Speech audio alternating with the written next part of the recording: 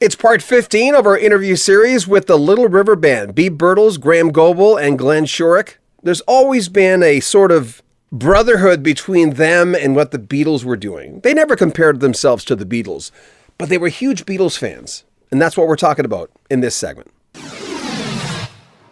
had a pretty good hit with the Beatles cover, Eleanor Rigby.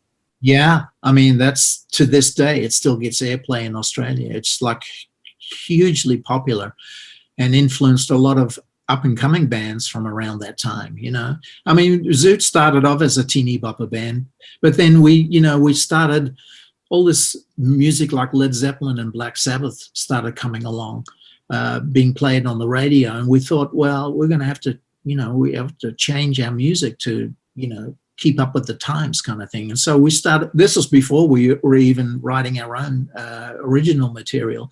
So we took other people's songs. We did the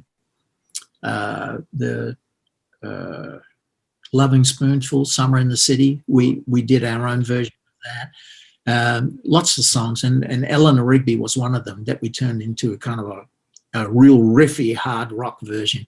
A lot of people hate it, but a lot of people love it too. Well, it's the Beatles, right? The thing is, that's the thing about there are exceptions to Joe Cocker. There are people who have done Beatles songs where it had ended up being, by the mass at least, maybe a better version than the Beatles, but it's rare. It doesn't happen very often. Zoot supported the Hollies in Adelaide. And of course, we did our version of Eleanor Rigby, and Alan Clark and the Hollies absolutely hated our version of Eleanor Rigby. And they told you? Oh, yeah. Yeah. It was in the press as well.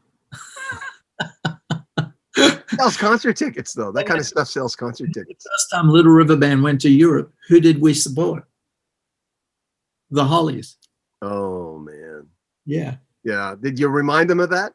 No, I didn't bring it up. Speaking of Zoot, do you still talk to Rick Springfield?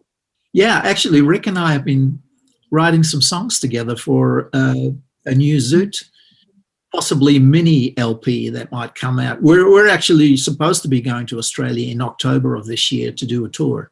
That's why we started writing some songs together with between Rick, myself, and a guy, an artist in Australia called Russell Morris, who's very big over there, and who was a friend of ours during all the years that we were going as Zoot.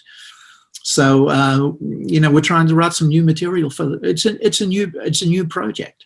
Let's start there. What led you to Nashville? Well, I when I quit the band in late '83, I spent some time in Australia figuring out what I wanted to do, really, because for a couple of years there, it felt like I hit a brick wall. And then I got into some producing, producing some other artists, and I've always continued to write.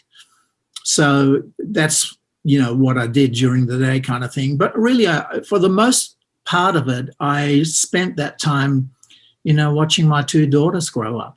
Mm.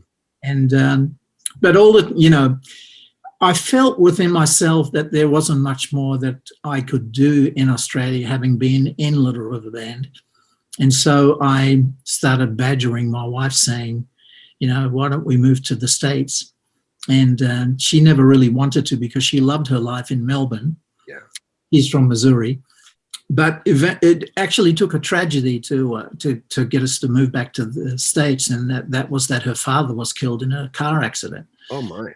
And which was pretty sad. And that started the whole ball rolling for us to move to the States. So we moved here in 1992, and we actually lived in Missouri for a little while.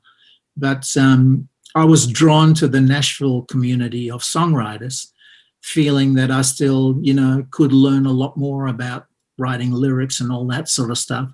And so we moved here in August of '93, and we've been here ever since. You're in a dentist's office and someone looks at you and say, so what do you do? What do you say? I tell them the truth. I say, I'm a singer-songwriter. Would you have done anything that I would know they'd ask? Well, eventually that question comes up, The biggest surprise from people is when you hand them a greatest hits of a Little River Band and they say to you, "Oh my God, I didn't know you guys did this song or that song," kind of thing. Because we were, one of those faceless bands of the 70s.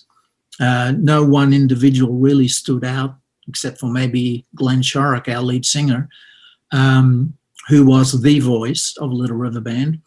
But at the same time, I kind of enjoy being able to go anywhere I want to without, Nashville's community anyway is people really do leave you alone. They're thrilled when they get to meet people who have done something in the music business, but for the most part, they just, let you live your life. Make sure you comment on our video, subscribe to our channel, and share our videos. I'm John Beaudin from Rocky Street Music. Take care of yourself.